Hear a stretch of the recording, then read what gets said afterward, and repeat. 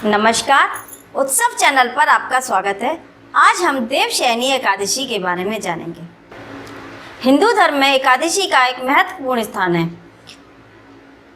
वर्ष में 24 एकादशियाँ होती हैं और अगर मल मास या अधिक मास पड़ जाए तो इनकी संख्या 24 से बढ़कर 26 हो जाती है।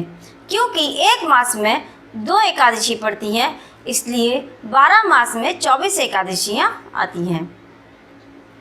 आषाढ़ मास की शुक्ल पक्ष की एकादशी को देवशयनी एकादशी कहा जाता है। इसे पद्मनाभा एकादशी या पद्मा एकादशी के नाम से भी जाना जाता है। माना जाता है कि आज से भगवान क्षीर सागर में शयन करने के लिए चले जाते हैं और उसके बाद देव उत्थान एकादशी को भगवान को जगाया जाता है। तो इस बीच का जो अंतराल होता है, देवशयनी एकादशी से देव उत्थान एकादशी तक का अंतराल जो होता है, वह अंतराल चतुर्मास कहलाता है। धार्मिक शास्त्रों के अनुसार आषाढ़ शुक्ल पक्ष की एकादशी के दिन शंखासुर नामक दैत्य का भगवान विष्णु ने वध किया था और इसके बाद वह क्षीर सागर में शयन करने चले जाते हैं।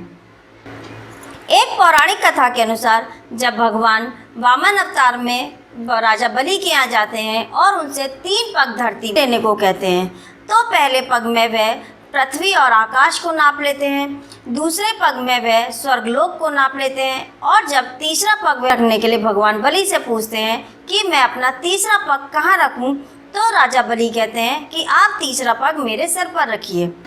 और भगवान राजा बलि के इस प्रकार के दान को बहुत बड़ा दान मानते हैं और उनको आशीर्वाद स्वरूप उनको पाताल लोक का राजा बना देते हैं।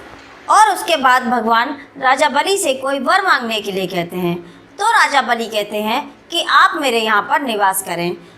और भगवान राजा बलि की बात को मान लेते हैं और उनके यहाँ रहने लगते हैं। जब ये बात लक्ष्मी जी को पता चलती है तो लक्ष्मी जी राजा बलि को अपना भाई बना लेती हैं और उनसे कहती हैं कि आप पूरे समय भगवान यहाँ पर नहीं रह सकते। तब भगवान विष्णु राजा बलि को आश्वासन देते हैं कि मैं 4 महीने तुम्हारे यहाँ आया करूँगा।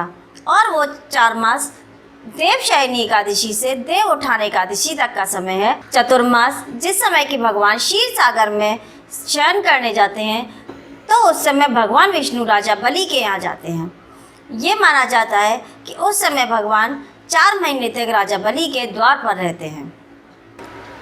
देवशयनी एकादशी से लेकर देव उत्थान एकादशी तक यानी पद्मा एकादशी से प्रबोधिनी एकादशी तक का समय चतुर्मास कहलाता है और इस समय कोई भी शुभ कार्य नहीं किया जाता है, जैसे विवाह, यज्ञोपवीत संस्कार, गृह प्रवेश इत्यादि जो शुभ कार्य हैं, इन पर 4 महीने के लिए रोक लग जाती है।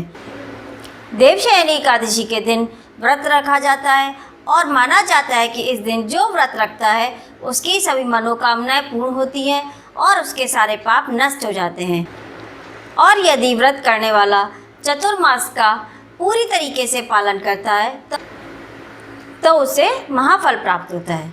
तो मुझे उम्मीद है इस वीडियो से आपको कुछ जानकारी प्राप्त हुई होगी। अगर मेरी वीडियो से आपको थोड़ी सी भी जानकारी मिलती है तो प्लीज़ मेरी वीडियो को लाइक कीजिए और इस चैनल को सब्सक्राइब कीजिए और जितने भी आपके व्हाट्सएप ग्रुप हैं उसमें इस वीडियो को शेयर कीजिए। तो इस वीडियो को देखने के लिए आपका बहुत बहुत धन्यवाद।